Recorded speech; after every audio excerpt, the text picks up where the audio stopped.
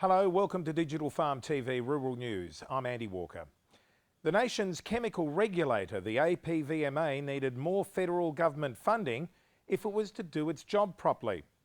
That was the view put forward by chemical lobby Crop Life Australia, following this week's ABC TV Four Corners report, which showed an alarming prevalence of toxic dioxins in the generic herbicides. Concerns raised in the program were defended by industry, which generally supported the work of the APVMA, according to ABC Rural Online. Four Corners testing had found levels of dioxins not seen in decades in a generic batch of 2,4-D herbicide imported from China. The APVMA told Four Corners it didn't test for dioxins in 2,4-D products. A new report has confirmed that investment in on-farm water efficiency leads to wider economic, social and environmental benefits than water buybacks. The report, released this week by Dairy Australia, showed that on-farm water efficiency programs resulted in longer-lasting and more effective benefits to the farm and the region than buybacks. President of the National Farmers Federation, Duncan Fraser, said the report confirmed the NFF's long-held view that water purchases should be an option of last resort in improving water efficiency. The NFF had said that making the water in the system more efficient was far more effective than simply removing that water from production. Australia's largest remaining listed agribusiness, GrainCorp, will become a tiny cog in the global operations of US giant Archer Daniels Midland if its hotly debated takeover goes ahead, according to National Senator Fiona Nash. GrainCorp's major role remained providing storage, handling, logistics, export and marketing services to grain growers in Queensland, New South Wales and Victoria, the Senator said this week. More than 280 farmers attending the annual conference of the New South Wales Farmers Organisation in Sydney last week called on Federal Treasurer Chris Bowen to block the sale using his powers under the Foreign Acquisitions and Takeovers Act. The Western Australian planning watchdog is set to rule on a proposal to build one of Western Australia's biggest wind farms on valuable farmland near Kojonup, threatening to reopen wounds that have split the tight-knit town. Mooney's Hill Energy wants to build a 74-turbine wind farm costing at least $200 million as part of long-held plans to capitalise on the federal government's renewable energy target.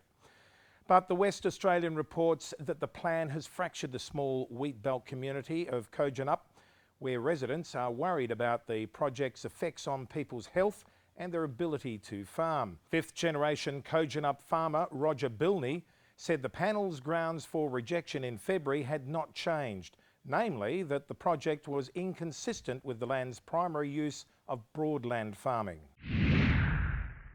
Meat and Livestock Australia's Rainfall to Pasture Growth Outlook tool for southern producers has been updated with a new look, some extra features and greater reliability. The Outlook tool presents annual patterns of rainfall and indices of soil moisture and pasture growth for all years that climate records have been collected. The tool can help producers plan ahead and make more informed decisions on things such as calving, weaning and the number and type of stock to be running in a paddock at a particular time. A new website is preserving research papers, extension material and other information on soil and water quality that would have otherwise been lost to the science community.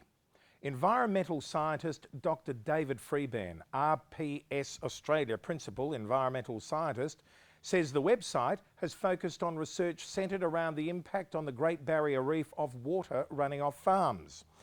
The next phase is to include grain farm runoff research, and the project is supported by Caring for Our Country with further funding from the Grains Research and Development Corporation. Finally this week, ABC Rural reports that there are credible reports that Indonesia will remove its annual quota restrictions for beef imports altogether, opening the door to increased trade with Australia.